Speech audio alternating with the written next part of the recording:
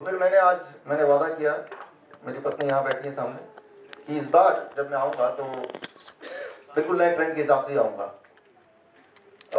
ऐसा ही मैंने किया, देखने में नहीं लग रहा, अभी लगेगा। इस बार मैंने अभी छुपा के रखा, वो इसलिए क्योंकि कहीं ऐसा ना हो कि मुझे देख के कोई और एक ट्रेंड चुरा दे, इसलिए इसकी लॉन्चिंग मैं अभी कर रहा हूँ।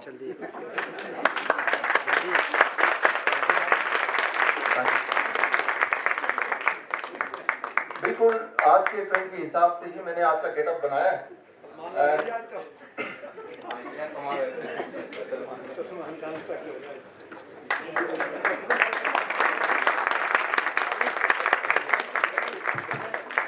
आई थिंक आज का ट्रेंड यही है, हर जगह सवाल यही है, डेंगू, यही स्टाइल है आज का। तो शुरू करते हैं। डेंगू से ज्यादा उसका जो डर है, that is what is killing most of the people. पहली बात तो ये कि डेंगू का कोई इलाज नहीं है, और वो क्यों है? अभी आपने देखा जिस तरह से ये छुपा हुआ था अंदर। डेंगू का जो वायरस या फॉर दैट मैटर कोई भी वायरस, दुनिया में जब भी कोई वायरस बॉडी में जाता है तो उसका इलाज क्यों नहीं है? हर चीज का इलाज है, लेकिन उसकी दवा क्यों नहीं बन सकती? जैसे आपने देखा कि ये अंदर छुपा हुआ था, इसके ऊपर एक कपड़ा था, उसके ऊपर एक और था, फिर टाई था, उसको जब हटाया तो ये नजर आया। सिमिलरली जब भी कोई वायरस, कोई भी वायरस, वो डेंगू हो सकता है, चिकनगुनिया हो सकता है, जीका हो सकता है, बुरा हो सकता है, H1N1 हो सकता है, H2N1 हो सकता है, कुछ भी हो सकता है, जब वो जाता है वो वायरस इतना चालाक होता है, वो ब्लड सर्कुलेशन में ना रह के वो सेल्स के अंदर पहला लेयर, दूसरा लेयर, तीसरे लेयर पे वो हाइड करता है। It hides inside the third layer. कोई भी दवा किसी भी पैथोजन या जर्म्स को तब मार सकती है जब वो जर्म ब्लड सर्कुलेशन में हो, क्योंकि दवा तो ब्लड सर्कुलेशन में घूमती ना कि सेल्स के अंदर जाती है। तो क्योंकि दवा सेल्स के अंदर जाती नहीं है और वायरस सेल्स के तीसरे चौथे लेयर के अंदर ही छुपता है, इसीलिए वायरस का कोई दवा हो नहीं सकता। There can not be a medicine for virus. जब वायरस ब्लड सर्कुलेशन में आएगा तभी दवा कुछ कर सकती है। एक तो ये पहला कारण है, it hides inside the cell. दूसरा कारण, इट चेंजेस शेप। तो लगातार शेप बदलती रहती है। कोई भी वायरस है, उसकी कैरेक्टरिस्टिक है, आज वो कोई शेप में, कल वो कोई शेप में। फॉर एग्जाम्पल, आपने एक हाथी को मारने का एक मशीन बनाई, जब तक वो मशीन आपने बना के तैयार किया तब तक हाथी मच्छर में कन्वर्ट हो गया। तो आप मच्छर के को बनाने के, मारने की मशीन को बनाने की तैयारी करने लगे, लेकिन जब तक वो मशीन तैयार हुई तब तक वो एक कुत्ता बन गया। Right, what I mean to say, आपका दुश्मन का अगर आपको आइडेंटिटी पता है, उसका शेप साइज पता है, तभी उसका वेपन या उसका टूल या उसका मेडिसिन कुछ बन सकता है। लेकिन जिसका एक स्थिर शेप ना हो, उसका मेडिसिन कैसे बनाएंगे आप? इसीलिए वायरस का कोई दवा हो नहीं सकता। तीसरी बात, सबसे इंपॉर्टेंट बात, वायरस आर नॉन लिविंग। आप उसी चीज को मार सकते हो जो जिंदा तो हो, जो चीज जिंदा ही नहीं उसको मारेंगे कैसे? Right, so you cannot kill the virus because virus are non living, first of all. And the most important thing is, जैसे ही वायरस किसी सेल के अंदर एंटर करता है तो सेल के मटेरियल को, डीएनए, आरएनए, प्रोटीन को यूज करते हुए वो मल्टीप्लाई करता है। Means outside the body it is non-living, inside the cells of your body it behave like living, means it multiplies। और जब वो मल्टीप्लाई करता है तो वो जो वायरस है वो बाकी सेल्स के अंदर भी अंदर दे एंटर। ऐसे में अगर आप दवा लेंगे तो वो दवा क्या करेगा? जैसे आपने देखा वो टाई, वो दवा एक टाई की तरह है। वो दवा, कोई भी दवा आप लेते हैं, खास तौर पे पेन किलर लेते हैं या फीवर को कम करने के लिए लेते हैं, वो क्या करता है? उस वायरस को सेल्स से बाहर निकलने नहीं देता है, वो अंदर ही वो सेल्स के दरवाजों को बंद करने लगता है, द मेडिसिन। लेकिन उससे क्या होगा कि वायरस सेल्स के अंदर मल्टीप्लाई होता रहेगा और एक टाइम होगा कि वो इतना ज्यादा वायरस सेल्स के अंदर होंगे, सेल्स ही डिस्ट्रॉय होगा and then it will burst inside. That is even more dangerous. So there cannot be a medicine for virus. Right? और ना तो कोई क्योर है, और क्योर की बात तो छोड़ ही दीजिए, वायरस को आप डायग्नोस भी नहीं कर सकते। कौन सा वाला वायरस है, डायग्नोस करने का कोई तरीका नहीं है। फॉर एग्जाम्पल, डेंगू है, H1N1 है, कोल्ड है, चिकनगुनिया है, जीका है, ये नया आने वाला है इंडिया में। राइट, सो लेकिन अब कैसे डायग्नोस होगा कि ये कौन सा वाला वायरस है? फॉर एग्जाम्पल, सारे में आप देखिए प्लेटलेट काउंट लो होता है, यस, डेंगू में भी होता है, H1N1 में भी, कोल्ड में भी होता है, चिकनगुनिया में भी होता है, जीका में भी होता है। बॉडी एक, वो भी सब में होता है। अच्छा, लॉस ऑफ एनर्जी सभी में होता है। फीवर सभी में रहता है, कमजोरी सभी में रहता है। सारे वायरल डिजीज का जो सिम्टम्स है वो लगभग लगभग सेम है। इट इज इम्पॉसिबल टू से by looking at the symptom कि आपके अंदर वाला वायरस कौन सा वाला है। इट इज इम्पॉसिबल टू से। तो कैसे डायग्नोस होगा? आप बोलेंगे लैब टेस्ट में डायग्नोस होगा। जो पॉपुलर लैब टेस्ट है उसका जो the most popular lab test, जो first line of lab test है उसे कहते हैं PCR test, polymerase chain reaction test, virus की आइडेंटिटी जानने का। बट इंटरेस्टिंग बात यह है कि इस टेस्ट के आविष्कारक कैरी मुलस, उनका कहना है कि the test can detect the genetic sequencing of virus but not the virus themselves. ये वायरस की जेनेटिक सीक्वेंसिंग बताता है, ना कि वायरस की आइडेंटिटी बताता है। वायरस के अंदर कौन सा प्रोटीन है वो बताता है, और वो वाला प्रोटीन किसी और वायरस में भी हो सकता है, किसी और तरह के वायरस में भी। तो ये जो टेस्ट अभी यूज करते हैं हॉस्पिटल में, डॉक्टर यूज करते हैं, वो टेस्ट से वायरस नहीं पता चल सकता। राइट, वो टेस्ट से सिर्फ ये पता चल सकता है कि उसका प्रोटीन क्या है। और डेंगू के वायरस का प्रोटीन और H1N1 वायरस का protein they are same. So this means वो कुछ भी हो सकता है। पहली बात, इसको सिंपल भाषा में अगर बोलें, फॉर एग्जांपल मान लीजिए मैंने एक दूरबीन बनाई, वो दूरबीन से आप ओसामा बिन लादेन को ढूंढ सकते हैं, ऐसा दूरबीन बनाया। लेकिन वो दूरबीन से जब देखने लगे तो ओसामा बिन लादेन कुछ इस तरह दिखने लगे। तो अब क्या दिक्कत आएगी, क्या प्रॉब्लम आ सकती है? जैसे आपने ये पकड़ा तो हो सकता है ओसामा बिन लादेन हो, लेकिन ये भी तो हो सकता है कि कोई और इंसान जैसी दाढ़ी ऐसे वो उसको आपने डिटेक्ट कर लिया। The same is the situation with the test, PCR test, जो कि फर्स्ट लाइन ऑफ एक्शन का टेस्ट है। So there is no test at all, कोई भी टेस्ट नहीं है। लेकिन अगर आप अभी भी सहमत नहीं है तो मैं लेटेस्ट रिपोर्ट दिखाता हूं। सीडीसी की साथ, CDC centre of disease control, ये गवर्नमेंट ऑफ यूएस का हाईएस्ट अथॉरिटी है, और इन्होंने ठेका लिया हुआ है पूरे दुनिया में जो दवाइयां होंगी या डायग्नोस्टिक होंगे वो कैसे होंगे, वो ठेका इनको मिला हुआ है, ऐसा मान लीजिए। इनका कहना है, इसको जरा अगर हम पढ़ें इसको, ये ध्यान से पढ़िए। As with any diagnostic test, while a negative Zika PCR test, Zika की जगह डेंगू डाल दीजिए, H1N1 डाल दीजिए, it is same. PCR test would suggest that an infection has not occurred. A negative Zika test result does not rule out infection with Zika virus. क्या कोई आप में से इसको हिंदी में ट्रांसलेट कर सकता है? इसको हिंदी में ट्रांसलेट किया, अगर नहीं है नेगेटिव, नेगेटिव आता है, नेगेटिव मतलब कि नहीं, इसका मतलब ये नहीं कि वायरस नहीं है, लेकिन इसका मतलब ये भी नहीं कि वायरस है। तो बोलना क्या चाहते हैं आप? इसको ट्रांसलेट करके देखिए व्हाट इट मींस। कि अगर नेगेटिव रिजल्ट है इसका मतलब ये तो ये है कि शायद नहीं है, लेकिन ऐसा नहीं है कि नहीं है, हो भी सकता है या नहीं भी हो सकता है। तो व्हाट इट मींस। लेकिन अगर आप उसको डिटेल रिपोर्ट चाहते हैं, पूरा जो 7 पेज रिपोर्ट है इसका, that file is here, right. तो ये फाइल आप देख सकते हैं। तो पूरा अगर पढ़ेंगे, मैं आ रहा हूं, आपके दिमाग में सवाल आते रहेंगे, keep on writing it, right. तो जीका की जगह आप डेंगू कर लीजिए, यहाँ पे वो ज्यादा आपको समझ आएगा, लेकिन बात एक ही है। तो ये जो सब्जेक्ट है, इसमें आपकी जितनी अंडरस्टैंडिंग है, डॉक्टर की अंडरस्टैंडिंग उससे ज्यादा नहीं है, उतनी है। ये एक स्पेशल सब्जेक्ट है वायरस के ऊपर, इसे कहते हैं वीरोलॉजिस्ट। और एक डॉक्टर को वीरोलॉजिस्ट यानी कि वायरस के बारे में उतनी अंडरस्टैंडिंग, उतनी नॉलेज जितनी आपकी हो। इसके लिए स्पेशलिस्ट होते हैं वीरोलॉजिस्ट, उनको थोड़ा ज्यादा नॉलेज है, वो इसी पे काम करते हैं सालों साल। पूरे दुनिया में ऐसे थोड़े से वीरोलॉजिस्ट है, उनमें से एक का नाम मैं लूंगा, उनका नाम है लियोनार्ड होरोविट्ज। दुनिया के टॉप 10 वायरस स्पेशलिस्ट जिन्होंने ये किताब लिखी है, बड़ी महंगी किताब। और उनसे मैंने एक बार फोन पे बात किया, एक बार स्काइप पे बात किया, उनसे मैंने पूछा, अपने कंफ्यूजन दूर किए। आपको याद है 2009 में H1N1 जब फैला था, तो रिमेंबर, अगर याद नहीं आ रहा तो ये फोटो कुछ याद आ रहा है? ऐसे कुछ जहां भी जाते हैं मास्क लगा के, है ना, और H1N1 हर जगह था। और हालांकि डायग्नोस करने का कोई मेथड नहीं है, और जो मेथड है वो अपने आप में फ्लॉड मेथड है, लेकिन उस वक्त सारे डॉक्टरों की ट्रेनिंग हो गई और डॉक्टरों के पास एक मैजिकल ताकत आ गई, वो फोन पे ही डायग्नोस करने लग गए H1N1। So what I mean to say, बहुत स्पेशलाइज्ड बात है वायरस। अभी अभी हमारे ऑफिस में करीब 7-8 लोग डेंगू या चिकनगुनिया ऐसा कुछ हो गया, और वो चले गए डायग्नोस्टिक के लिए। जैसा प्रोटोकॉल होता है कि जैसे हॉस्पिटल जाएंगे डायग्नोस कराना पड़ेगा, लेकिन डायग्नोस कराने से होगा क्या?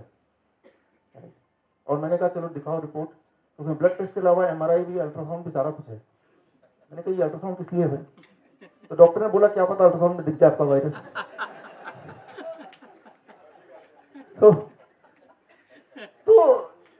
एक ऐसा सब्जेक्ट है, इसमें आपकी नॉलेज और वो जो डॉक्टर जिसके ऊपर भरोसा कर रहे हैं वो एक जैसा ही है, अलग नहीं है। Your knowledge is not less than their knowledge, और उनका नॉलेज वो जो बोलेंगे वो सही है। तो 1.5 साल पुरानी बात है जब दोबारा से H1N1 का एक भय फैला। H1N1 फैला कि नहीं वो तो क्वेश्चन मार्क, उसका जब भय फैला 1.5 साल पुरानी बात है, तब मैं बाहर गया था। भूषण जी हैं आप? भूषण जी, हाँ आप हैं। मैं वो आपके मित्र की बात कर रहा हूँ। हाँ, तो मैं जब बाहर गया हुआ था तो उनको बुखार हुआ, एडमिट हो गया हॉस्पिटल में। कौन सा हॉस्पिटल? अपोलो वो था, एशियन था, एशियन था ना। और उन्होंने बोला कि देखते ही कि इस वक्त कोई भी अगर फीवर में जाएगा, डॉक्टर देखते ही बोल देगा आपको डेंगू है। उस वक्त का ट्रेंड था H1N1, उस वक्त का स्टाइल था H1N1, आपको तो H1N1 है, और दवा भी चालू कर दी और 3 दिन के अंदर उनकी डेथ हो गई। 3 दिन के अंदर, जब तक मैं वापस आया तब तक डेथ हो चुकी थी। और खुद गाड़ी चला के गए थे और विदिन 3 days ही डाइड। तो मैंने थोड़ा इन्वेस्टिगेट किया और जो टॉप वीरोलॉजिस्ट है उनके सामने एक केस रखा, उसको डिटेल में एक्सप्लेन, उसको मैंने स्टडी किया उनके साथ मिलके। लेकिन उनका जो एक क्लिपिंग है वो आपको दिखाता हूँ, उनका क्या मानना है, वो डेथ हुई कैसे, इसको समझना आपके लिए जरूरी है। I am having in my hand the death certificate of one of my friend. A specific case I would like to discuss with you. He was admitted on 27th of February, that is just last week, with the symptoms of pneumonia in one of the biggest hospital of India, and the doctor suspected of H1N1 and gave him Tamiflu. And on 2nd of March, that is after 3 days of admission of pneumonia, he died. And the death certificate said that he died of H1N1 positive. So what do you think? My belief is he did not die of H1N1. My belief is he died of the treatment of Tamiflu. What I think is that the Tamiflu is the cause of the death rather than any virus. What is your take on this? I would have to agree completely with you. I totally agree with that diagnosis.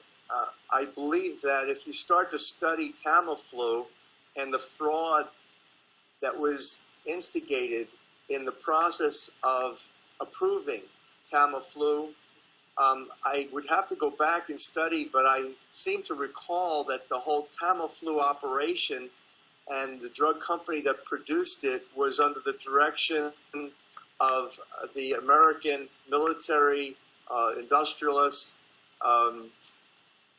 Donald Rumsfeld, that his organization was literally implicated in consumer fraud and in defrauding the federal government, in paying off the Food and Drug Administration to approve of Tamiflu, which is extremely toxic. And my general beef with what it is that you're reporting and the conclusion of the hospital is, again, the hospitals are bribed. The hospital administrators are bribed. When you are in that position, and it's the same thing in academia, the way control is maintained is the way I've discussed previously, that you've got money coming in from these higher level organizations such as World Bank, World Health Organization. अभी यहाँ पे इन्होंने जो खुलासा किया वो ये किया कि मेरा सवाल इनसे ये भी था यहाँ पे कि भाई एकदम से कैसे पता चल जाता है डॉक्टर्स को बिना टेस्ट के, और test itself is a flawed, you know, कि H1N1 पॉजिटिव है या डेंगू पॉजिटिव है, चिकनगुनिया पॉजिटिव है। तो इनका जवाब था कि जो हॉस्पिटल्स हैं उनको फंडिंग होती है, जितने ज्यादा डेंगू केस आएंगे या उस वक्त H1N1 के केस आएंगे उतना उनको फंडिंग होगी। सो ये उन हॉस्पिटल्स के हित में है कि वो पेशेंट को ऐलान कर दे ये H1N1 है और आज की तारीख में ऐलान कर दे ये चिकनगुनिया है, चाहे वो सिंपल फीवर भी क्यों ना हो, क्योंकि उससे फंडिंग आएगी। और जब ये ऐलान करेंगे तो उससे भय का व्यापार वो और फैलेगा। बुखार होना एक नॉर्मल बात है, वो बुखार डेंगू का है या चिकनगुनिया का है या सिंपल फीवर है या वो बुखार मलेरिया का है, ये आप अंदर झांक के देख ही नहीं सकते, जो बोल दिया वो सही है। That is the most important thing. और ये जो टेस्ट है वो टेस्ट के रिपोर्ट कुछ ऐसे होते हैं कि अगर आपको कोई बुखार नहीं है लेकिन आप एक एक्सपेरिमेंट करके देख सकते हैं। आप अगर 14 बार अगर टेस्ट करते हैं पीसीआर टेस्ट, 14 में से एक बार पॉजिटिव आने के चांसेस पूरे पूरे हैं। या 14 लोग अगर आप में से रैंडमली कोई 14 लोग people go for a test, out of 14 one will be diagnosed as positive, right. और अगर जो नेगेटिव 13 लोग डायग्नोज होंगे तो उनका सेकेंड प्रोटोकॉल है, फिर एक और टेस्ट है, राइट। तो थर्ड प्रोटोकॉल है। कहीं ना कहीं तो इतने सारे जाल बिछे, कहीं ना कहीं तो जब तक पैसे ना खत्म हो जाए और टेस्ट आप करते रहे, आप पॉजिटिव आने के चांसेस 100% ही है फिर, राइट। तो एक पायदान है, दूसरा पायदान, वहां से नहीं ट्रैक में, तीसरा पायदान, करीब ऐसे 4-5 हजार या 10,000 तक का तो बिल ये डायग्नोसिस का ही है। तो ये एक व्यापार का पूरा एक सिस्टम है। तो मैंने उनसे पूछा वो डायग्नोसिस में एक्चुअली दिखता क्या है, होता क्या है, थोड़ा सिंपल भाषा में समझाएं। तो उन्होंने मुझे समझाया कुछ सिंपल भाषा में। फॉर एग्जाम्पल मैं आपको समझाता हूँ। मान लीजिए, देखिए आप इतनी दूर से आप देख रहे हैं, ये बताइए शेर के पंजे हैं या चीता का पंजा है या लोमड़ी का है या कुत्ते का है, इट डिपेंड्स ऑन जो भी आप बोले, राइट। लेकिन जो भी आप बोलेंगे वो जरूरी है क्या वो करेक्ट हो। तो जब एक टेस्ट होता है या ब्लड रिपोर्ट होती है जिससे वायरस का टेस्ट होता है, तो वो जो टेस्ट करने वाले को जो नजर आता है वो उतना ही क्लैरिटी से नजर आता है जितना क्लैरिटी से आपको समझ आ रही बात। तो ये पूरी तरह से टेस्ट होने, जो इंसान टेस्ट कर रहा है उसके ऊपर है कि उसके उस वक्त फ्रेम ऑफ माइंड में क्या चल रहा है, अकॉर्डिंगली वो जो बोल देगा, that is what is the ultimate truth. तो ये सारे चीजों को, जब जो सारे नॉलेज उन्होंने मुझे दिया, जो सारे कन्वर्सेशन हुआ, मैंने उनको रिक्वेस्ट किया। फाइनली एक किताब उन्होंने मेरे साथ लिखी, किताब का नाम है why the mortality rate drops when the doctor go on strike, right. जब भी दुनिया में देखा गया कि डॉक्टर स्ट्राइक पे जाते हैं तो वहां की जो मृत्यु दर है अक्सर ही घट जाती है, वहां के लोगों की हेल्थ अक्सर ही अच्छी हो जाती है, राइट। तो कहीं भी देख लीजिए, चाहे यूएस में हो। तो ये किताब डॉक्टर लियोनार्ड होरोविट्ज दुनिया के टॉप 10 वीरोलॉजिस्ट में टॉप 10, एड्स पे इन्होंने काम किया, इबोला पे इन्होंने काम किया, साइक में जाके काम किया, और फिर इन्होंने एक्सपोज किया अमेरिकन गवर्नमेंट को। और अभी कुछ दिन पहले मेरी बात हुई तो उन्होंने बताया कि भाई सरकार ने फैसला कर लिया कि इनका मकान छीन लिया जाए, ये देशद्रोही है, राइट। तो मेरा मन कर रहा था कि भाई मैं उनको इनवाइट करूं कि ठीक है आप कोई बात नहीं, आप इंडिया में आके रह सकते हैं, राइट। लेकिन यहाँ का भी कुछ भरोसा नहीं है। मित्तल जी को तो पता ही है, हमारे कुछ डायबिटीज एजुकेटर उनको एक तो जेल में भी गए थे, राइट। तो इंडिया हो या अमेरिका हो, अगर हम ऐसी बातें करते हैं जो कि ट्रुथ है, तो एक नियम बना दिया गया है, एक धारा बना दी गई है, राइट, मैजिकल रेमेडी एक्ट, उसके according the person can be in jail. तो हमें क्या करना होगा, what we have to do right now, 3-step diet to fight the virus in 3 days। पहली बात तो यह है कि वायरस का डायग्नोसिस हो नहीं सकता, और दूसरी बात है कि वायरस का डायग्नोसिस अगर हो भी जाए तो डायग्नोसिस करके करना क्या है जब उसका कोई इलाज नहीं है। फॉर एग्जाम्पल मान लीजिए ओबामा आपके पास आके बोलते हैं कि मुझे बचाओ मुझे बचाओ, क्या हुआ भाई, आईएसआई के 5-6 हजार टेररिस्ट ने हम पे अटैक कर दिया। तो आप बोलेंगे पहले ये बताओ 5,000 है या 6,000, एग्जैक्ट फिगर बताओ, क्या फर्क पड़ता है, चाहे 5,000 हो या 6,000 हो, आप कुछ कर ही नहीं सकते, क्या फर्क पड़ता है, राइट। या तो कुछ कर सकते हैं, फिर तो डायग्नोस करने का, एग्जैक्ट नंबर पूछने का कि मैं क्या प्लानिंग बनाऊंगा, 5,000 है तो मैं ऐसा कुछ कर दूंगा, या 6,000 हो तो मैं वैसा कुछ कर दूंगा, राइट। तो जिस चीज का हम कुछ कर ही नहीं सकते, जिस चीज का कोई दवाई नहीं है, डायग्नोसिस की जरूरत कहां से। So there is no need to diagnose because you cannot do anything about it, right? तो आप कुछ कर ही नहीं सकते, तो डायग्नोस करने का मतलब नहीं है। वो क्या है कि वो चक्कर काटे हैं, कुछ पैसे हैं जो वो भय के व्यापार में जाएगा। उससे क्या होता है कि वो पेशेंट का टाइम पास होता है, टाइम पास होने के साथ साथ मनी पास होता है, उसके साथ टाइम के साथ साथ तो फीवर ठीक होना ही है, right? तो लगता है चलो सब कुछ किया और ठीक हो गया। तो अब आता है 3-step diet to fight the virus in 3 days। तो जब मैंने उनसे बात की होरोविट्ज से, तो उन्होंने एक इंटरेस्टिंग बात बताई मुझे। इमर्जिंग वायरस, ये किताब कभी पढ़िएगा, लेकिन ये बड़ा ही कॉम्प्लिकेटेड किताब है। उन्होंने इंटरेस्टिंग बात बताई कि इबोला, आपको याद होगा इबोला अफ्रीका में जब फैला था, तो वहां पे जो ट्रुप गया था, डॉक्टर्स गए थे वहां के लोगों को बचाने के लिए यूएस से।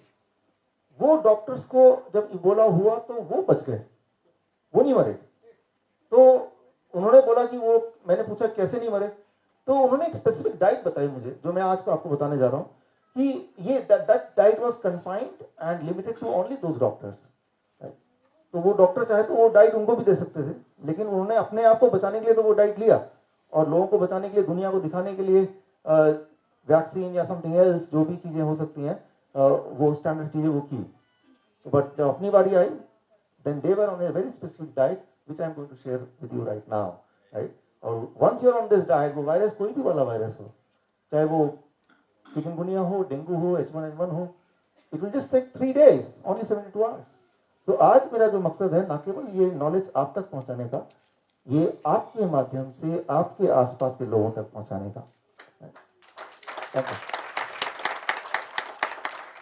और उसके लिए ताकि ये नॉलेज ठीक से पहुंचे, एट द एंड मैंने एक कार्ड बनाया है, उसमें जो जो इंपॉर्टेंट बातें हैं वो मैंने उसमें कलरफुली डाल दिया है।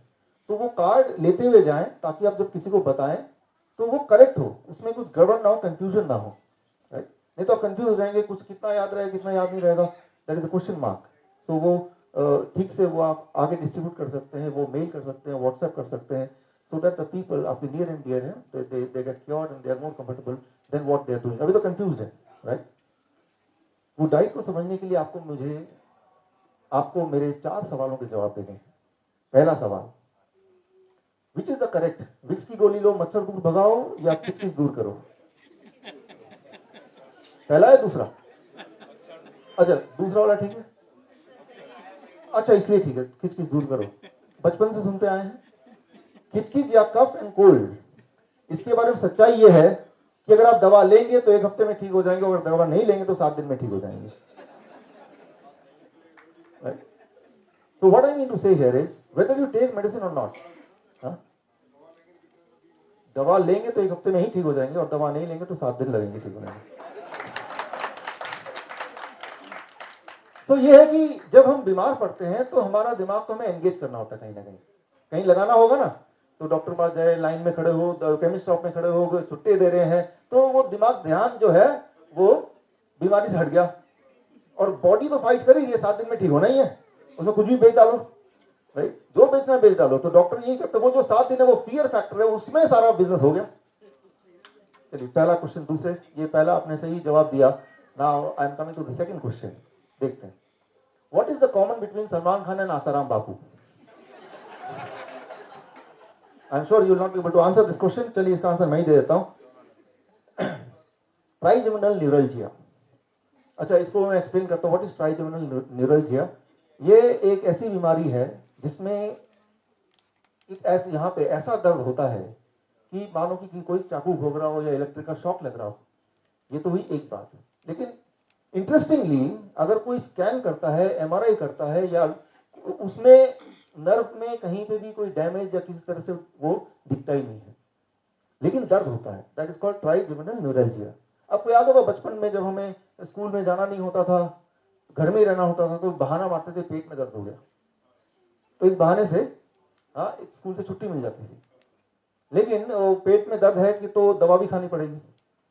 लेकिन ये एक ऐसी बीमारी है कि कोर्ट से बचने के लिए कोई भी बोल सकता है, राइट?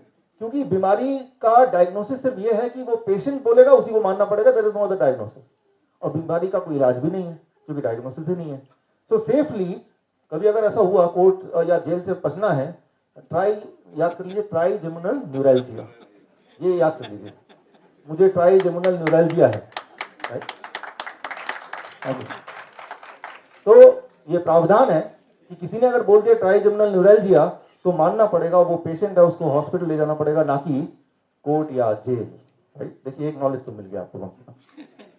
चलिए मेरा तीसरा सवाल, अब दर्द की बात आई तो दर्द से जुड़ा हुआ तीसरा सवाल, व्हाट इट एक्चुअली मीन्स। मर्द को दर्द नहीं होता, इसका मतलब क्या है? मर्द को वाकई में दर्द नहीं होता, पहला। दूसरा, मर्द को दर्द तो होता है लेकिन वो किसी से बताता नहीं है। ए या बी, विच इज राइट? ए या बी? बी, मतलब दर्द होता है लेकिन बताता नहीं है।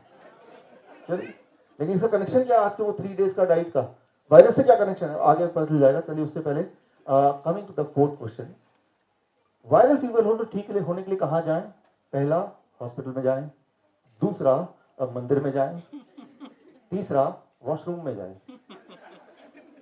चलिए इसके जवाब को मैं आगे दूंगा टाइम आने पे। अब शुरू से शुरू करते हैं।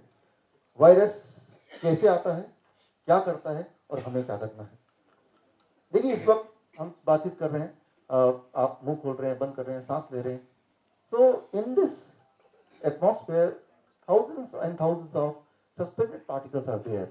जो हमारी आंखों से हम देख नहीं सकते, उसको रिकॉग्नाइज नहीं कर सकते। अब देखिए यहाँ पे लाइट पड़ रही है, अगर लाइट पे यहाँ पे बिल्कुल झांकेंगे तो यहाँ पे सस्पेंशन पार्टिकल दिखाई देंगे, getting the point, right? So those are the particle जो वैसे नहीं दिखाई दे रहे हैं, बट वो है, एग्जिस्ट करते हैं दुनिया में, and there are thousands of different kind of M.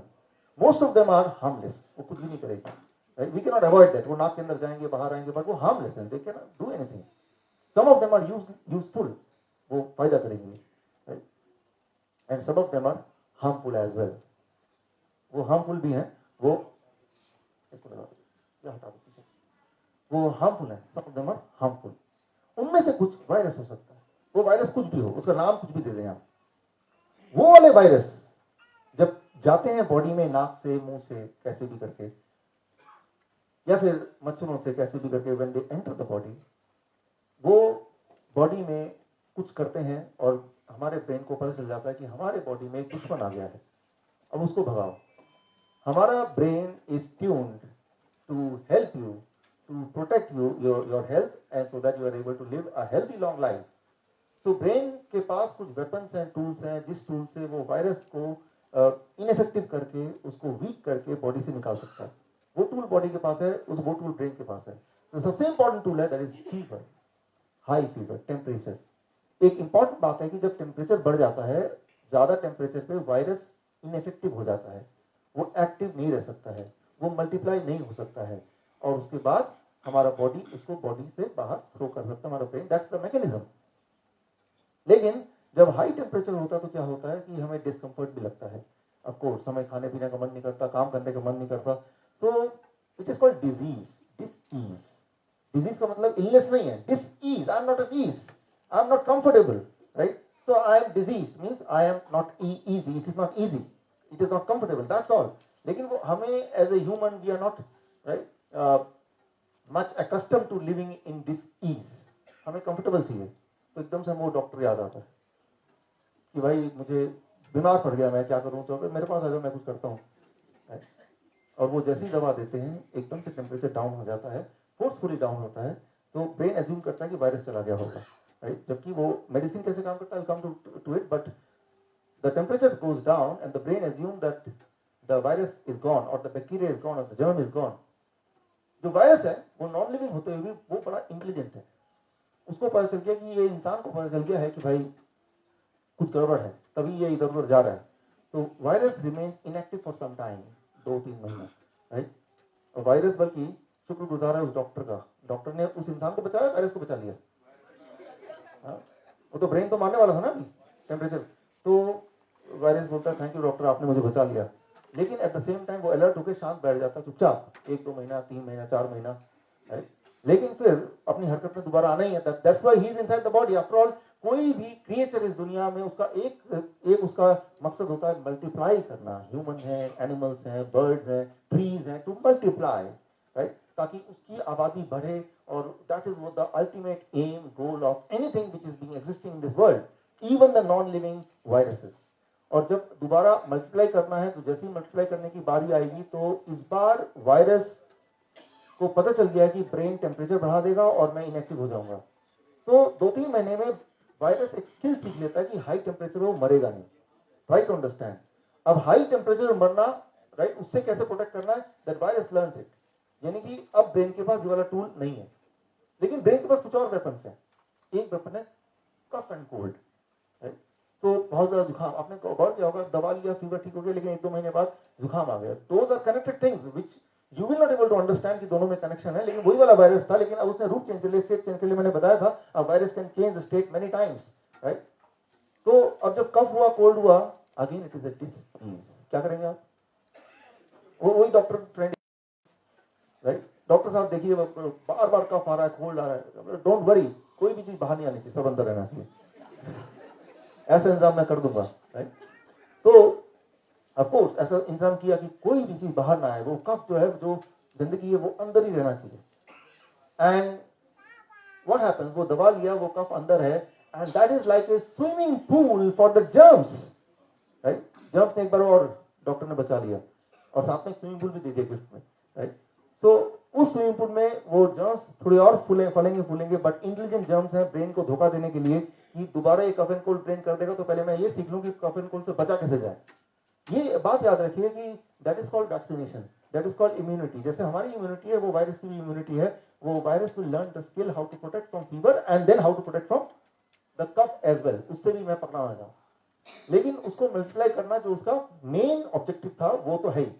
तो जब उसने अपने आप को इक्विप कर लिया, कोल्ड से या कफ से मैं बाहर नहीं जाऊंगा, तैयार कर लिया और दोबारा से हरकत में आ गया, he started multiplying and damaging the body. अब ब्रेन को पता चल गया कि वो वायरस है या कोई ना कोई वायरस है। लेकिन ब्रेन के पास कुछ वेपन्स और भी हैं, उनमें से एक है लूज मोशन या vomiting, right. It is not a illness, it is disease, discomfort, right. लेकिन जैसे लूज मोशन हुआ, it is not comfortable, it is not fashionable. जरा सोचिए अभी लूज मोशन हो, भाई साहब रुकिए मैं जरा लूज मोशन से आता हूँ, फिर तब तक फिर शुरू कीजिए, कितना अजीब लगेगा, राइट। तो अच्छा नहीं लगेगा। तो भाई वो फिर बोलेगा डॉक्टर भाई मैं अभी सेमिनार में जाऊंगा और अगर लूज मोशन होगा तो I will miss something, right. बार बार कौन जाएगा टॉयलेट में, ये अच्छी बात नहीं है। डोंट वरी, कोई भी चीज बाहर नहीं आनी, सब अंदर रहना चाहिए। तो एक बार फिर से उसने ऐसा दवाई दे दिया कि इट इज फोर्स्ड, तो लूज मोशन बंद हो गया। आप बोले डॉक्टर आपने क्या कमाल कर दिया, राइट। लेकिन ट्राई टू अंडरस्टैंड, मान लीजिए आप यहाँ ड्राइव करके आ रहे हैं और वहां पे रेड लाइट जो पेट्रोल का लाइट ब्लिंक कर रहा है, व्हाट इट मींस कि पेट्रोल अभी कम है। तो क्या करना होगा, आपको घुमा के पेट्रोल पंप पे लेके जाना होगा, that's what you have to do, right. लेकिन आपके सामने डॉक्टर बैठा हुआ है, डॉक्टर बोला डॉक्टर साहब देखिए ये ब्लिंक कर रहा है, बड़ी मुसीबत है यार, अभी ठीक करता हूँ, कैंची जाके वो तार काट दे जिससे वो ब्लिंक करता है। अरे यार आप तो कितने अच्छे कमाल, अब देखो कोई प्रॉब्लम ही नहीं। So try to understand the warning. It was a warning only. Warning should not be confused as an illness, right? जो warning है उसको illness नहीं समझना चाहिए, वो disease है। It is not an illness, it is not a disease, it is disease only, right? So यहाँ पे हो क्या रहा है कि बार बार brain अपने weapons को एक करके खत्म कर रहा है, right?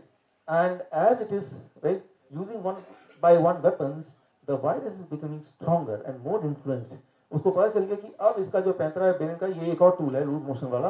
अब ही लर्न ए स्किल, ताकि नेक्स्ट टाइम लूज मोशन अगर होगा भी, राइट, ब्रेन ने इनिशिएट किया भी, तो virus can protect itself, right. So every time you are giving, making the virus stronger by taking that medication, right. सो ये वॉमिटिंग है, ये लूज मोशन है, ये फीवर है, ये कोल्ड है, these are not illness, these are the protective mechanism of the brain and you should not interfere with it, right. सवाल दिमाग में आता है टेम्परेचर बहुत ज्यादा बढ़ गया तो, सारा टेम्परेचर में तो बॉडी के सारे सेल्स भी मर जाते हैं, यू विल डाई, तब क्या करें। उसका जवाब आने वाला है, डोंट वरी, टेम्परेचर नहीं बढ़ेगा, बढ़ नहीं सकता, थोड़ा तो बढ़ेगा लेकिन डेंजरसली नहीं बढ़ेगा, उसका इंतजाम हो जाएगा, राइट। लेकिन मैं ये बोलना चाह रहा हूं फिलहाल तो कि ये बीमारियां नहीं है, let's not confuse it as a disease, it is just a discomfort, it is just a protection. For example मान लीजिए आपका घर में, राइट, प्रोटेक्शन के लिए आप कुछ रखते हैं वेपन्स, राइट, ताकि कोई चोर आ जाए या कोई डाकू आ जाए तो कुछ उसका सामना करे। और जब ऐसा होता है सिचुएशन, तो क्या तब आप खाना बना रहे होते तो क्या करते हैं, खाना बनाना छोड़ देते हैं थोड़ी देर के लिए, जो भी काम करते हैं priority is protecting yourself. Similarly जब भी ऐसा बॉडी में इन्वेड करता है कोई वायरस, तो बॉडी क्या करती है, बाकी सारी चीजें सस्पेंड कर देती है। फॉर एग्जाम्पल खाना डाइजेस्ट करना, खाना खाना, भूख लगना, ताकि सारी ताकत लगे उस वायरस या उस जर्म को किल करने में। But that itself is discomfort. जब भी आपको कोई बुखार होता है, क्या लगता है कि खूब सारा खाना खाऊं, या लगता है कुछ खाना ना खाऊं, क्या लगता है कि सबसे बातें करूं, दोस्ती करूं, टीवी देखूं, फेवरेट प्रोग्राम देखूं, या लगता है कोई डिस्टर्ब ना करो भाई, I want to lie down. Because brain ने ऐसे केमिकल रिलीज किए ताकि आपको कुछ करने का मन नहीं करे, ताकि brain and body should focus on killing that enemy. Disease, brain is giving you disease and we should respect that disease, right. तो अब मान लीजिए पेन की बात करते हैं, दर्द की बात करते हैं, हेडेक की बात है, स्टमक की बात है, जॉइंट पेन की बात है, तो तुरंत हम एक पेन किलर ले लेते हैं। Let's try to understand what it is. मान लीजिए मैं यहां से चल रहा हूं, सामने नीचे कील है, और the moment I step on the की नेल, क्या हुआ, एकदम से पेन आएगा and I will fall back, right. But try to understand कि जो पेन था वो उस इंजरी की वजह से नहीं है। ब्रेन मुझे बताना चाहता है, बिकॉज भगवान ने आंखें पैर के नीचे दी नहीं है, मुझे पता नहीं चलेगा, brain want to tell you, immediate मेरा अटेंशन लाना चाहता है, देखो भाई यहाँ पे आपने इंजर कर दिया, stop and pay attention to this, इसको पहले ठीक करो फिर आगे बढ़ो। तो इंस्टेंटली मुझे पेन देगा। Try to understand, pain is not because of the injury. दर्द जो होता है वो किसी इंजरी की वजह से नहीं होता, ब्रेन चाहता है कि आप उस पर ध्यान दें, इसीलिए that's how it is, right, that is. लेकिन कुछ दुनिया में लोग होते हैं जिनको पेन नहीं होता, मत को दर्द नहीं होता, उसके अलावा भी कुछ लोग ऐसे हैं, राइट, उसके बारे में मैं आपको बताता हूँ। मान लो हेडेक होता है, अचानक आपने पेन किलर ले लिया, हेडेक इज गॉन, लेकिन वो पेन किलर ने हेडेक गायब कैसे किया? हमारे पूरे बॉडी में सिग्नलिंग सिस्टम है जिसके थ्रू ब्रेन सिग्नल पास करता है। ब्रेन को हिंदी या इंग्लिश आती नहीं है, उसका जो लैंग्वेज है that is by giving some signal like pain, ताकि आपको अलर्ट कर दें। तो जब आप पेन किलर लेते हैं तो वो जो सिग्नलिंग सिस्टम है ब्रेन का वो स्विच ऑफ हो जाता है, and that is what is called pain killer. लेकिन बार बार अगर सिग्नल सिस्टम ब्रेन का स्विच ऑफ हो जाएगा, एक टाइम आएगा कि जब आपको पेन होना बंद हो जाएगा, वो दर्द नहीं होता, तो आप भी वो मर्द वही वाले बन जाएंगे, दर्द ही नहीं हो रहा। फॉर एग्जाम्पल जो डायबिटीज के पेशेंट होते हैं एडवांस वाले, उनका आपने कई बार ध्यान दिया होगा कि जब वो चलते हैं तो अगर कोई कील चुभ जाए तो उनको नहीं पता चलेगा, राइट, और वो इंजर होता रहेगा, बिकॉज ब्रेन ने पेन सिग्नल देना बंद कर दिया है। लेकिन पूरे दिन के बाद जब शाम को आते हैं और जूते और मोजे उतारते हैं तो मोजा पूरा ही खून में लथपथ। That is the time for the first time ही नो, अरे यार मैंने अपने पैर को इतना इंजर कर दिया, राइट। तो try to understand and tell me, pain is an enemy और pain is a friend? Friend. तो पेन को इंटरफेयर नहीं करना है, राइट। जैसे टूथ एक हो गया, हेडेक हो गया, तुरंत एक पेन किलर ले लिया। पेन किलर का मतलब ब्रेन की जो सिग्नलिंग सिस्टम है उसको आपने इंटरफेयर किया। इसका मतलब नेक्स्ट टाइम और आगे आगे एक टाइम आएगा जब ब्रेन पेन सिग्नल देना बंद ही कर देगा। ऐसे कुछ बच्चे पैदा होते हैं दुनिया में जिनको कहते हैं CIPA. CIPA, congenital insensitivity to pain, pain that is CIPA. मतलब बचपन से उनके बॉडी में पेन सिग्नलिंग एबिलिटी वो उसके साथ पैदा ही नहीं हुए थे, उनको पेन नहीं होता, दर्द नहीं होता। टीचर मार ली तड़ातड़ मारते रहो, मुझे तो कोई पेन ही नहीं हो रहा। अच्छा आइडिया ना? कैसा लगेगा ऐसी जिंदगी, पेन ही ना हो? मजा आएगा? अच्छा रहेगा कि नहीं रहेगा? वो बोलेगा मैं तो सीपा चाइल्ड हूं तो मुझे तो पेन ही नहीं होता। अब देखिए इस वक्त अगर मैं आपकी फोटो खींचूं, इस वक्त यहां से आपकी फोटो खींचूं, 15 मिनट बाद एक और फोटो खींचूं, अभी देखिए आप कैसे बैठे हैं, कोई ऐसे बैठा है, कोई ऐसे बैठा है, कोई पैर ऊपर पे बैठा है। 15 मिनट बाद अगर एक और फोटो लें और दोनों कंपेयर करें, क्या आपका पोज बिल्कुल सेम रहेगा? Not all. तो जैसे आप एक पर्टिकुलर पोज में बैठे हैं तो आपका ब्रेन नजर बनाया हुआ है उस पोज पे और आपके टिश्यूज पे। टिश्यूज की एक कैपेसिटी होती है उस वेट को झेलने के लिए, उस कैपेसिटी के बाद वो टिश्यू ब्रेक होना शुरू हो सकते हैं। तो ब्रेन क्या करेगा, एक पेन सिग्नल भेजेगा और आपको बिना डिस्टर्ब किए ही एक हल्का पेन सिग्नल, तो आपका ध्यान यहाँ है लेकिन आपने पोस्चर चेंज कर लिया, राइट। लेकिन जो सीपा चाइल्ड है, सीपा चाइल्ड, मान लीजिए मैं ऐसे खड़ा हूं तो मेरा 70 kg का वेट है, मैंने अपना सारा वेट इस लेफ्ट पैर में ज्यादा डाला हुआ है, बट मेरे left leg is design to hold that weight for some time. लेकिन उसके बाद क्या होगा कि मेरे टिश्यूज टूटने लगेंगे, लेकिन उससे पहले ब्रेन एक सिग्नल देगा, pen signal, I will change the posture, right. तो सीपा वाला बच्चा क्या करेगा, फॉर एग्जाम्पल मान लीजिए यहाँ पे ये बहुत गर्म है एंड अननोइंगली मैं अपना हाथ ऐसे रखता हूँ, I pull it back, right, because ये हीट है, ब्रेन ने बिल्कुल पेन सिग्नल दिया मेरे फिंगर्स पे और जलने से पहले मैंने इसको कर लिया। लेकिन जो सीपा चाइल्ड है उसका हाथ यहीं रहेगा, पेन सिग्नल ब्रेन भेज नहीं पा रहा है, और क्या होगा कि कुछ समय बाद जब वो देखेगा अरे मेरा हाथ का वो तो जल ही गया, लेकिन फिर भी उसको पेन नहीं हो रहा है, राइट। तो वो ऐसे खड़ा है और कुछ देर बाद या कुछ घंटों बाद खड़ा रहेगा, वो उसको पेन नहीं होगा, हड्डियां भी टूट जाएंगी तब भी पेन नहीं होगा। तो पेन अगर ना हो, दैट इज कॉल्ड सीपा। ऐसे जो लोग हैं, राइट, वो 25 साल से ज्यादा जिंदा नहीं रहते, 25 years. By the time they are 25 years of old, उन्होंने अपनी इतनी हड्डियां तोड़ चुकी होती हैं, दे डाई, राइट। तो मर्द को दर्द नहीं होता, वो मर्द होने से पहले, मतलब जवान होने से पहले वो दे डाई, राइट। तो यहाँ पे the point I want to make here is that pain is a friend, vomiting is a friend, temperature is also a friend. उसको अगर हम डिस्टर्ब करेंगे तो हम किसी और जंजाल में फंसने वाले हैं। आप जब सोते हैं, याद कीजिए, रात को सोते हैं पर्टिकुलर पोस्चर में, सुबह जब उठते हैं are you in the same posture? Many time you change the posture, isn't it, right. तो आप एक पर्टिकुलर पोस्चर में सो रहे हैं तो आपका ब्रेन जगा हुआ है, वो लगातार देख रहा है कि ये टिश्यूज पे ज्यादा लोड तो नहीं है, और जब ज्यादा लोड हो गया तो ब्रेन ने थोड़ा सा पेन दिया, आपको नींद को डिस्टर्ब नहीं किया। ब्रेन ने ऐसा नहीं कहा भाई साहब उठिए उठिए अब पोस्चर चेंज कीजिए, right. He is considerate, the brain is considerate. तो ब्रेन ने क्या किया, ब्रेन ने आपको थोड़ा सा पेन दिया, नींद में ही आपने पोस्चर चेंज कर दिया। Now imagine the cepa child, वो क्या करेगा, right. Cepa child what they will do, they will be sleeping the same.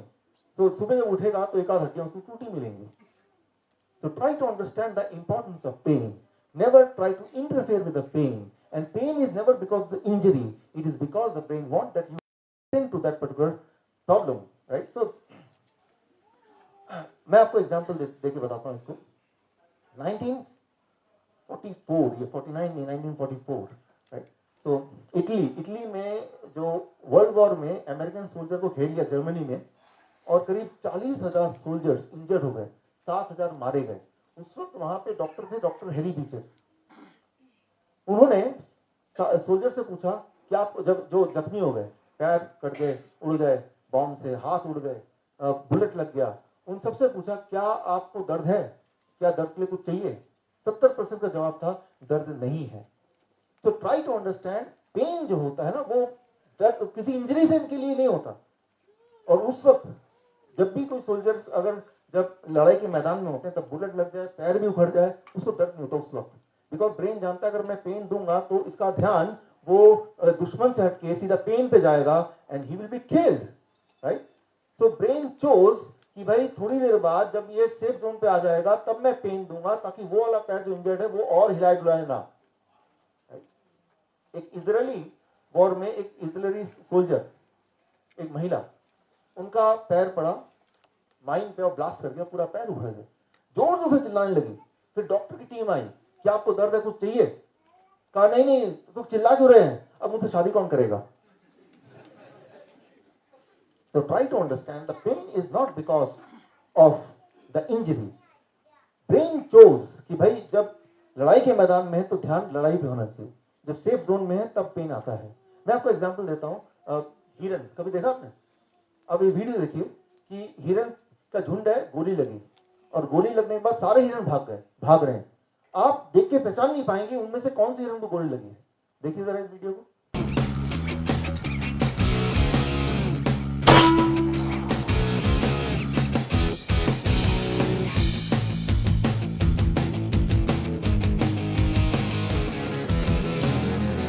So it took this big doe with the XP Badger. काफी समय बाद उनमें से एक हिरन दूर कहीं जाके पड़ा मिलेगा. That is how you will understand कि इस वाले हिरन को गोली लगी थी. क्योंकि जब गोली लगी उस वक्त अगर ब्रेन पेन इनिशिएट कर देगा तो उसका ध्यान पेन पे चला जाएगा, तो अपने आप को बचाएगा कैसे?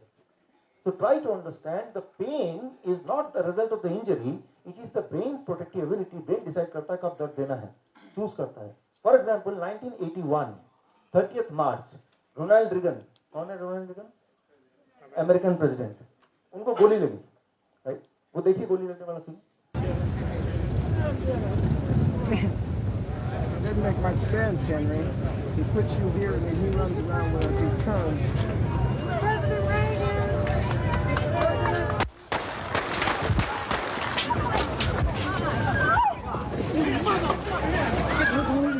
So उनको गोली लगी और तब किसी को नहीं पता चला उनको गोली लगी. उनको सेफली गाड़ी में बिठा के ले गए. काफी समय बाद देखा कुछ खून निकल रहा है. उन्होंने खुद अच्छा मुझे गोली लगी है. फिर उनको इलाज किया गया और जब एक साल हो गया ठीक, अगले साल उन्होंने एक साल जब पूरे हुए इस गोली लगने को, इंटरव्यू में बोला कि जब गोली लगी, पहली बार मुझे गोली लगी, फिल्मों में तो मुझे कई बार गोली लगती, वो पहले एक्टर थे, लेकिन अब मुझे पता चला गोली लगने के बाद दर्द हो कोई जरूरी नहीं है. फिल्मों में जब गोली लगती थी तो हर बार दर्द होता था, लेकिन अब जब असली में गोली लगी तो दर्द नहीं हुआ. काफी समय बाद मुझे पता चला कि मुझे गोली लगी है. So try to understand the pain is not because of the injury. It is the protective mechanism when the brain decides that I have to give pain. For example, आप अपना एग्जाम्पल लीजिए. आज जब घर से निकल रहे थे, संडे का दिन है, घर का सब कुछ ठीक करके जाना है और सेमिनार में टाइम पे पहुंचना है और बुक फेयर भी थोड़ा एंजॉय करना है. आप अपना टाइम मैनेज कर रहे थे और जल्दी में सामान रखते हुए और बाकी काम करते हुए आपका जो पैर है वो बेड के कोने में लगता है, लेकिन आप नोटिस नहीं करते. अब इमेजिन कीजिए होता क्या है ऐसे में कि रात को जब दोबारा घर जाते हैं, कपड़े बदलते हैं, तब देखते हैं अरे बाप रे यहाँ पे चोट सी लगी हुई है. याद करते हैं कब हुआ था, अरे सुबह जब मैं चल रहा था और भाग रहा था तब वो टकरा गया था. और जब ये सोच रहे होते हैं उस वक्त आपको पहली बार दर्द का एहसास होता है, isn't it? लेकिन जब एक्चुअली हो रहा था तो ब्रेन उसे देख रहा था, लेकिन ब्रेन को पता है कि अभी मैं दर्द दूंगा, बेचारा पहले से बहुत लेट हो चुका है, तो जाने दो उसको अभी. अब जब शाम को आ गए, सारे काम कर लिए, सोने जा रहे हैं, तो ब्रेन ने बोला अब इसको थोड़ा मैं इसका थोड़ा काम खींचता हूं, इसको थोड़ा डिसिप्लिन करता हूं. तो तब ब्रेन ने पहली बार आपको पेन दिया कि देखो भाई आगे से समझ के रहना. डिसिप्लिन करने के लिए पेन दिया, ध्यान दिलाने के लिए पेन दिया, वो जब आपके पास वो समय है उस पेन को झेलने का, समझने का. So what I mean to say here is हमारे बॉडी में कुछ प्रोटेक्टिव मैकेनिज्म है. अगर वो मैकेनिज्म फेल हो जाए तो that may be the last day of our life. लेकिन उस मैकेनिज्म को अगर हम बीमारी मान लें, right, then that is the thing which will make us really sick. तो यहाँ पे मैं ये बोल रहा था कि इंजरी के रिस्पॉन्स पे पेन कब कैसे होता है वो ब्रेन डिसाइड करता है, वन थिंग। दूसरी बात ये है, जैसे मैंने बताया ट्राइजेमिनल न्यूरल्जिया, कि कुछ इंजरी नहीं है but pain is there, right. So दो कॉन्ट्रास्टिंग बात हो गई, एक तरफ तो पेन है तो दर्द है, लेकिन दर्द कब है, it depends on the situation. Injury हो गई, दर्द कब होगा, it depends on the situation. और दूसरी तरफ कि दर्द तो है लेकिन पेन ही, दर्द तो है लेकिन इंजरी है ही नहीं कहीं। तो दर्द का कारण क्या है, दर्द ब्रेन डिसाइड करता है कि कब देना है, इंजरी हो या ना हो। For example common lower back pain अक्सर ही होता है लोगों को, और उसका कारण पूछे तो डॉक्टर से फ्रैक्चर होता है, ट्यूमर होता है, इंफेक्शन होता है, स्लिप डिस्क होता है। लेकिन 85% लोग जिनको लोअर बैक पेन होता है, इनमें से कोई भी डिटेक्ट नहीं होता। और ऐसे बहुत सारे लोग हैं जिनको कोई पेन नहीं है, लेकिन वो अगर स्कैनिंग करेंगे तो उनको स्लिप डिस्क मिलेगा। अब क्या है कि जब कोई लोअर बैक पेन में गया तो डॉक्टर की रिस्पॉन्सिबिलिटी बन जाती है कि इनमें से किसी ना किसी एक में तो डालना ही उस आदमी को, और फिर उसको इलाज चालू कर देना है। और वो जिंदगी भर इलाज चलता है और जिंदगी भर वो ठीक ही नहीं होता कभी। सो पेन मे और may not have a physical connection, right. It may be because of blocked emotion. मान लो बचपन का कोई दुख है, उस दुख को बार बार याद करते हैं तो ब्रेन सोचता है आप उस दुख को संभाल के रखना चाहते हैं, तो वो दुख ब्रेन कहीं डाल देता है। दैट पार्ट में भी पेन है। जब तक उस इमोशन को हम स्विच ऑफ नहीं कर देंगे, ब्लॉक नहीं कर देंगे, तब तक वो पेन आता रहेगा। लेकिन हम ढूंढते हैं जो कारण, वो इन्हीं में से किसी को ढूंढते हैं, उस डॉक्टर को बोलते हैं। डॉक्टर को वो पेन के बारे में उतना ही पता है जितना आपको पता है। उनको पेन क्या होता है, उसका साइंस क्या होता है, उसका आर्ट्स क्या होता है, वो वाला टॉपिक है ही नहीं। उनको बता दिया यही चार होते हैं, तो इन चारों में आपका पेन ढूंढ के ही रहेगा कौन सा रीजन है, राइट, वो ढूंढ के ही रहेगा। आप ऐसा कीजिए, आपको पेन नहीं है, आपको पता है, लेकिन डॉक्टर बोलिए बहुत पेन, बहुत पेन। फिर देखिए वो डॉक्टर क्या करता है, चारों में से एक कारण निकालता है कि नहीं, कम से कम एक कारण निकाल के देगा, जब तक चैन से नहीं बैठेगा वो, राइट। मैं एग्जाम्पल दे रहा हूँ, बाईपास सर्जरी आने से पहले जब लोगों को एंजाइना पेन होता था, हार्ट का पेन, राइट, एंजाइना पेन, तो तब एक सर्जरी थी। उस सर्जरी में क्या होता था कि थोड़ा सा कट मारा और अंदर जो आर्टरीज है उसको थोड़ा हिलाया डुलाया, इस उम्मीद से कि अगर कोई चीज ब्लॉकेज होगी तो हिलने डुलने से वो ब्लॉकेज हट उठ जाएगा, तो ठीक ही हो जाएगा। और वो सर्जरी बड़ी पॉपुलर हुई और हमेशा देखा गया उस सर्जरी के बाद लोगों का पेन कम भी हो गया। अब हार्वर्ड में एंड यूनिवर्सिटी ऑफ पेनिसिल्वेनिया, इन दोनों यूनिवर्सिटी में अलग अलग डॉक्टरों की टीम ने अलग अलग ढंग से एक्सपेरिमेंट किया। उन्होंने एफडीए से परमिशन ली, which now they will not give, unethical permission, कि हम दो तरह के मरीज हैं, दोनों का एंजाइना पेन है, एक ग्रुप ऑफ मरीज को वही वाला आर्टरी हिलाने वाला हम सर्जरी करेंगे, दूसरे मरीज को सर्जरी तो नहीं करेंगे, ऊपर से कट लगा देंगे कि आपकी सर्जरी हो चुकी है। और इंटरेस्टिंगली दोनों ग्रुप में सभी को रिलीफ मिला, सभी को आराम मिला और कई महीनों तक आराम रहा। तो व्हाट आई मीन टू से, इट इज ऑल एक्सपेक्टेशन। आपका ब्रेन ये देखता है आप उम्मीद क्या करते हैं। अभी हमारा डायबिटीज, वर्चुअल डायबिटीज टूवर्ड्स चल रहा है हमारा, 3 दिन वाला, और करीब 9 देशों से हमारे पास पार्टिसिपेंट्स हैं। जब पार्टिसिपेंट्स को पता चला कि यहाँ पे बहुत डेंगू हो रहा है, तो 3-4 पार्टिसिपेंट को तो बुखार आ गया।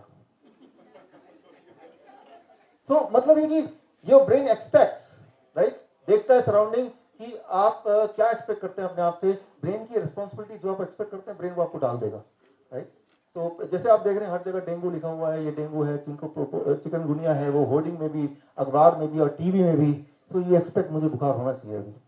तो brain is a servant, brain को पालन करना उसका, इसकी रिस्पॉन्सिबिलिटी है, राइट। सो यहाँ पे इंपॉर्टेंट है एक्सपेक्टेशन। एक्सपेक्टेशन कैसे होता है, पास्ट बिलीफ, राइट, आसपास क्या चल रहा है, राइट, उससे एक्सपेक्टेशन बनता है। उससे क्या होता है, इमोशन, फियर, राइट, एंड इससे दैट रिजल्ट्स टू पेन और that results to fever, right. तो फीवर होता है, डर से फीवर होता है, आपको पता ही है, राइट। तो वो जो फियर है, ये जो डर है, सारा व्यापार इस फियर का है। वो जो डर के दौरान कुछ भी आप बेच सकते हैं, किसी को डरा के कि ऐसा नहीं कर देंगे ऐसा हो जाएगा, कुछ भी बेच सकते हैं। तो ये जो मेडिसिन है पूरा का पूरा, अगर वायरल डिजीज की बात करें, ये it is the business of fear, right. हालांकि अभी देखिए फीवर होना कोई बड़ी बात नहीं है, होती ही रहती है। लेकिन अभी फीवर को डेंगू का नाम दे दिया, चिकनगुनिया का नाम दे दिया, तो दैट बिकम्स अ बिजनेस। लेकिन सोचने वाली बात, बिल्कुल लॉजिकल बात यह है कि ये तो ऑलरेडी एस्टैब्लिश्ड है कि वायरस का डायग्नोसिस हो नहीं सकता, और अगर हो भी गया वायरस का कोई ट्रीटमेंट है ही नहीं। क्यों नहीं है, मैंने आपको बताया था। तो फिर हॉस्पिटल जाने का मतलब क्या है, डॉक्टर पास जाने का मतलब क्या है, जब कोई ट्रीटमेंट है ही नहीं, राइट? वो it is passing the time, right? कि चलो समय निकल जाएगा, कहीं तो जाना है ना, ऑफिस तो जाना नहीं है, अब कहाँ जाए, चलो डॉक्टर पास चलते हैं, राइट? तो टाइम पास होना समझ आती है बात, पैसा भी पास हो जाएगा, राइट? और टाइम पास होने के बाद वो 1 हफ्ता लगता है, and then you will recover on its own. और अगर आप रिकवर करके सारा क्रेडिट उस डॉक्टर को चला गया, और कहीं अगर कोई पेशेंट अनफॉर्चुनेटली अगर भगवान को प्यारा हो गया तो उसकी किस्मत खराब थी। तो it is a safe business, doctor का बिजनेस सबसे सेफ है कि अगर रिजल्ट नहीं मिलता तब भी पैसे पूरे ही मिलते हैं। खैर, हम अब इससे यहां पे कंक्लूजन पे आते हैं। पहला कंक्लूजन अभी तक का, fever, cold, loose motion, vomiting, pain are the defence mechanism of the body and they are not the illness. इसको इलनेस ना बोल के इसको डिफेंस मैकेनिज्म बोले, इसकी रेस्पेक्ट करें, राइट? इसे घबराए ना, ये बॉडी का इक्विपमेंट, अगर ये नहीं होता तो आप नहीं होते जिंदा, राइट? दूसरी बात, नो डायग्नोस्टिक टेस्ट और मेडिसिन फॉर वायरस। कोई डायग्नोस्टिक टेस्ट है ही नहीं और कोई दवा भी नहीं है, तो कोई मतलब ही नहीं है कि आप अगर कुछ ऐसा हो गया तो डॉक्टर के पास जाए, हॉस्पिटल के पास जाए, राइट? कोई मतलब नहीं। वो उनके पास जाना उतना ही ज्यादा रिलायबल रहेगा जितना कि किसी मंदिर में जाना, उतना ही रिलायबल, या किसी चिड़ियाघर में जाना। चिड़ियाघर चले जाए तब भी जितना पॉसिबिलिटी ठीक होने की उतनी पॉसिबिलिटी है जब हॉस्पिटल चले जाए, बल्कि ज्यादा है, क्योंकि अगर हॉस्पिटल जाएंगे तो और इन्फेक्शन है, उनसे भी इन्फेक्शन लगेगा जो आपको था ही नहीं। और चिड़ियाघर जाएंगे, आपका मनोरंजन हो जाएगा, आपका दिल अच्छा फील करेगा, you will get cure quickly. तो अगली बार कोई अगर बोलता मुझे डेंगू हो गया, आप बोलिए चिड़ियाघर जाइए, ठीक हो जाएंगे।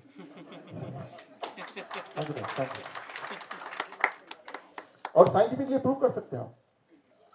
Third, consuming medicine during viral infection can lead to life long sickness. जब किसी को वायरल इंफेक्शन हो, स्ट्रिक्टली पेन के लिए कोई दवा ना लें, स्ट्रिक्टली फीवर के लिए कोई दवा बिल्कुल ना लें। और अगर ऐसा किया तो वो वाला जो पेशेंट है जो 3 दिन में अदरवाइज ठीक होने वाला था, वो कम से कम 15 दिन, 20 दिन, महीना, 2 महीना तक वो परेशान रहेगा किसी न किसी एलिमेंट की वजह से। तो स्ट्रिक्टली क्या नहीं करना है, दैट इज, अगर कभी वायरल इंफेक्शन या बुखार आया तो दवा नहीं लेनी है। क्यों?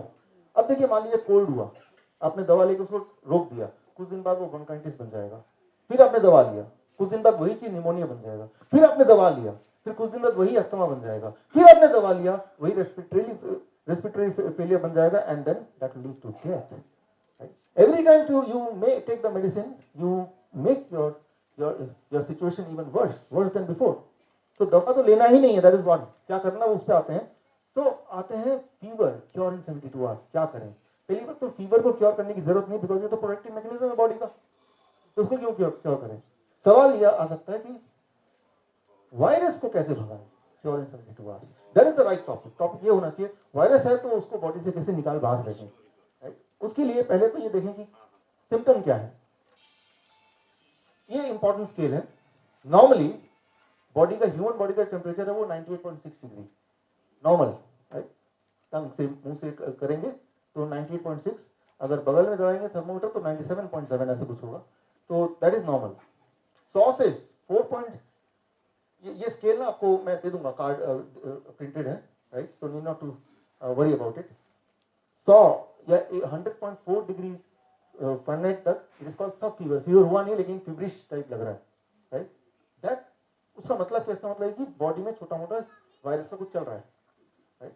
कुछ आदान प्रदान चल रहा है। Mild fever that is up to 101.3, यानी वायरस है और ब्रेन को पूरी तरह कंफर्म हो गया, ब्रेन ने अपना शुरू कर दिया है उसके खिलाफ जंग।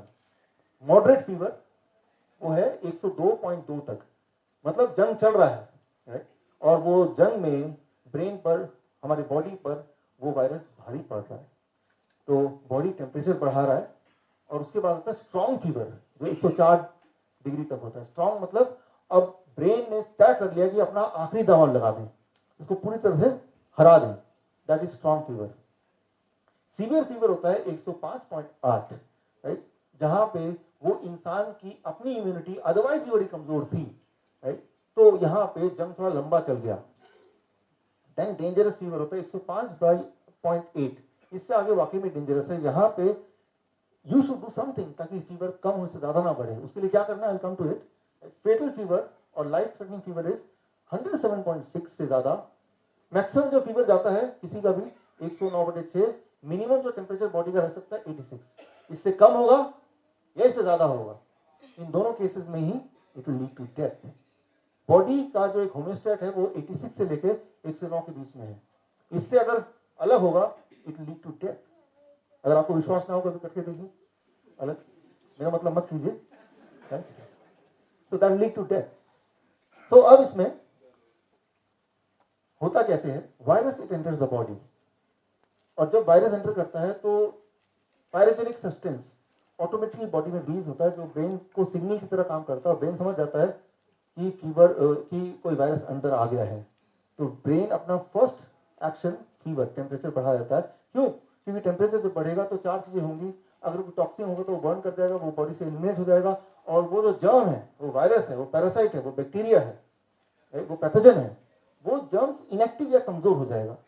और फीवर में हमारी बॉडी की जो इम्यूनिटी है वो इम्यूनिटी अलर्ट हो जाती है और इम्यूनिटी भी स्ट्रांग हो जाती है, राइट। तो ये चार चीजें टुगेदर होती हैं जब बॉडी अपना टेम्परेचर बढ़ा देता है। This four things happens. इसमें जो सबसे इंपॉर्टेंट बात है स्ट्रांग फीवर। स्ट्रांग फीवर मतलब 104 तक। जब किसी का 103 पॉइंट समथिंग आता है या 104 आता है तो घबराना नहीं है उसमें। उसमें यह है कि आपका बॉडी एक आखिरी पटकनी मार रहा है। आपने देखी सुल्तान मूवी?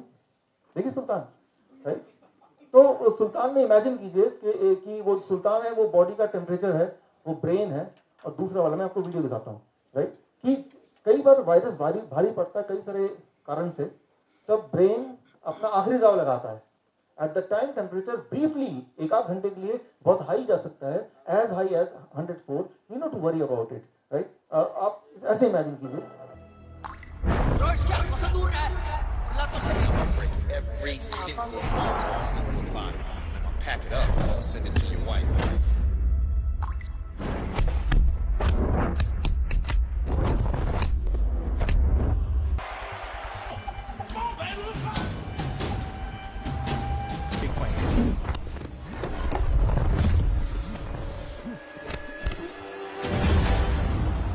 ये सुल्तान का दाव है, वो फाइटर अब दोबारा नहीं उठेगा। अब यहाँ पे देखिए वो जो आखिरी दाव लगाया है, राइट, वो दाव जब लगता है 104 डिग्री तो हम क्या करते हैं, उसको उससे डर घबरा के फटाफट हम उसको कोई दवा दे देते हैं। वो कुछ ऐसा ही होगा कि सुल्तान आखिरी दाव लगाने वाला था तो हमने क्या किया, उसे हाथ पैर बांध दिए, राइट। तो लेकिन तो करना क्या है, what we have to do. तो अगली बार जब 103 या 104 के करीब आएगा, याद कीजिए मेरा ब्रेन आज सुल्तान बन गया है, राइट। तो आपको बुरा नहीं लगेगा, आप अपने कॉन्फिडेंस में रहेंगे और आप देखेंगे it is a matter of few hours. वो जो कुछ एक घंटे होते हैं, 1 या 2 घंटा, that is the main important thing. उस वक्त आप क्या कर रहे हैं। तो क्या करना है, कोल्ड कॉम्प्रेस अगर 103 से ऊपर जाता है, and 3 step diet. Cold compress क्या होता है, बड़ा सिंपल है। एक इतना बड़ा टॉवल लीजिए और उसके 4 टुकड़े कर दीजिए, छोटे छोटे, 1 फीट बाई 1 फीट के 4 टुकड़े, 1 फीट बाई 1 फीट के ऐसे टॉवल ले लीजिए, और एक बड़ा सा 2 बाल्टी ले लीजिए, और एक बाल्टी में बर्फ वाला पानी और एक बाल्टी खाली। वो चारों टुकड़ों को आप पानी में डालिए, राइट। तो ठंडा पानी उसमें आ जाएगा पूरा, राइट। और उसको निचोड़ के, बहुत ज्यादा भी निचोड़ना नहीं है, एक को तो सिर पे रखिए और बाकी 2 को ये काफ में। काफ में ज्यादा ब्लड वेसल्स हैं, ब्लड क्रॉस हो रहा है, तो वो ब्लड क्रॉस हो रहा है तो वो ठंडा करने का काम करेगा। काफ में, दोनों काफ में अपने पट्टी लगा दी। हर 3-3 मिनट बाद वो चौथा वाले को फिर इस पे लगाइए, फिर एक और फ्री हो गया उसको फिर ठंडे में लगाइए। Means every 3 minutes you have to recycle it, right. तो आप देखेंगे टेम्परेचर थोड़ा कंट्रोल में रहेगा। हाई रहेगा 102, 103, लेकिन और हाई नहीं होगा। मतलब आप लड़ने का मौका दे रहे हैं। इट्स लाइक, आपने देखा सुल्तान में वो चीयर अप कर रहे थे सुल्तान को, it's like cheering up, it's like cheering up the body कि हम साथ में हैं। At the same time protective zone भी है, राइट। बिल्कुल नहीं घटाना, एट द सेम टाइम इतना बढ़े ना उसके लिए। पर अब आता है 3 step diet, cold compress plus 3 step diet. Massive dose of vitamin C. उसको क्या करना है, massive dose of vitamin C. ये जो मिला है मुझे, एक तो होरोविट्ज जी जिन्होंने बताया, फिर मैंने अपना कुछ रिसर्च किया, तो कुछ मेडिकल जर्नल्स, कम से कम 100 से ज्यादा, उनमें से ये 4 बड़े मुझे इंपॉर्टेंट लगे, इंटरेस्टिंग लगे, तो इसका रेफरेंस मैंने यहाँ लिख दिया है। आप चाहे तो मैं पूरा मेल कर सकता हूँ जर्नल की रिपोर्ट्स। तो इस रिपोर्ट के अनुसार ऐसे पेशेंट्स को massive dose of vitamin C देना चाहिए। What is massive dose of vitamin C, ये डिपेंड करता है पेशेंट के बॉडी वेट के according. So it is called 3 step diet. पहला दिन liquid diet, day 2 fluid, and day 3 solid diet. Liquid diet क्या है? Weight in kg by 10, glass of mausami juice. मान लीजिए कोई 60 केजी का आदमी है, तो 60/10 कितना होता है? 6 ग्लासेस ऑफ मौसमी जूस और 6 ग्लासेस ऑफ कोकोनट वाटर, कितना हुआ? 12। तो यानी कि 12 घंटे में, हर घंटे में 1 ग्लास मौसमी जूस, अगले घंटे में कोकोनट वाटर, मौसमी जूस कोकोनट वाटर, राइट। तो एक तो ये।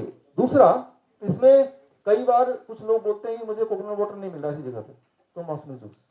कोई बोल रहा है मौसमी जूस नहीं मिल रहा, तो कोकोनट वाटर भी 12 ग्लास कर सकते हैं, राइट, हर घंटे। ये कोकोनट वाटर बड़ा ही कमाल करता है। आप इसको देखेंगे तो हैरान हो जाएंगे। जब किसी पेशेंट को देंगे जो इस तरह के फीवर से गुजर रहा है, एक ही दिन में फीवर गायब हो जाएगा, राइट, बट नेचुरली, मतलब बॉडी ने फाइट ऑफ कर दिया। It is full of natural mineral water.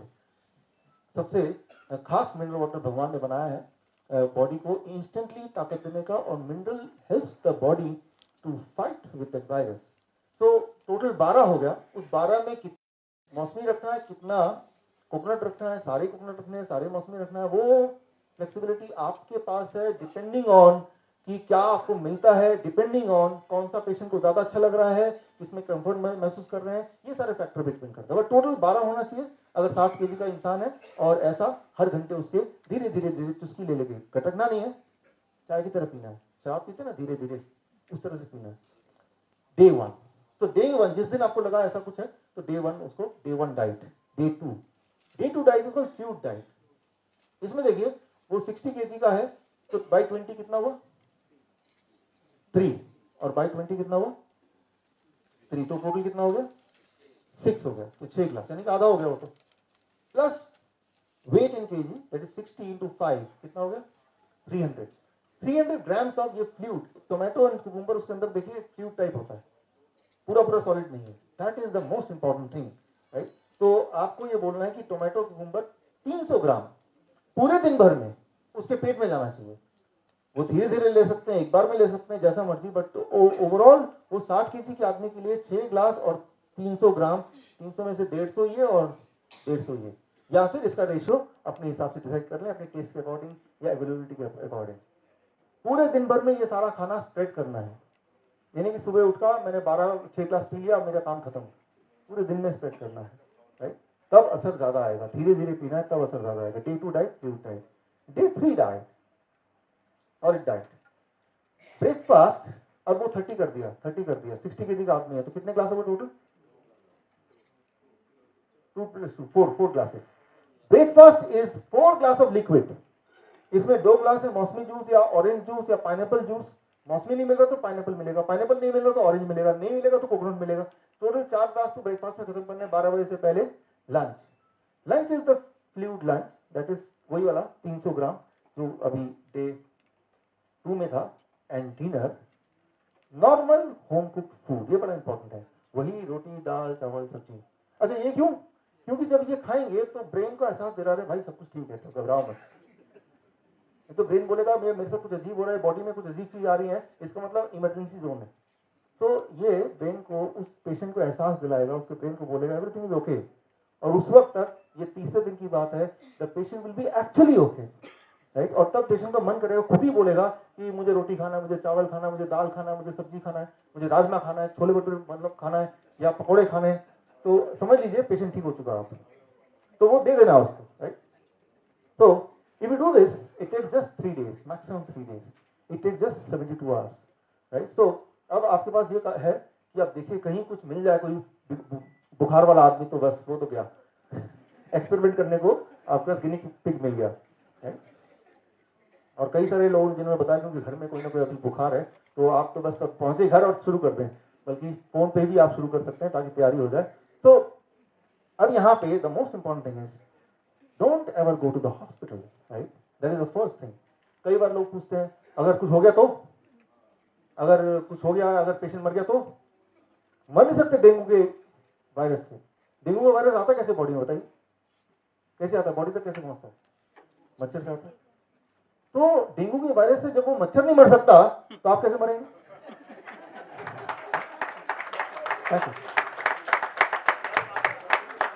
हाँ, पहले वो मच्छर मरेगा ना, क्योंकि उसको भी तो डेंगू हो गया है, वो तो मरा नहीं।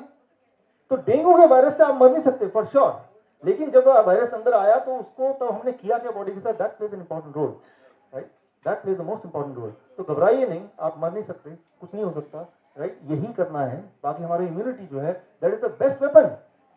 या फिर आप ऐसा कर लीजिए प्रिवेंटिव डाइट, क्योंकि आजकल ऐसा माहौल चल रहा है, तो एक हफ्ते के लिए हम सब, आप सब प्रिवेंटिव डाइट पे चले जाइए ताकि protection from this kind of virus. How do that? Day 3 diet, right.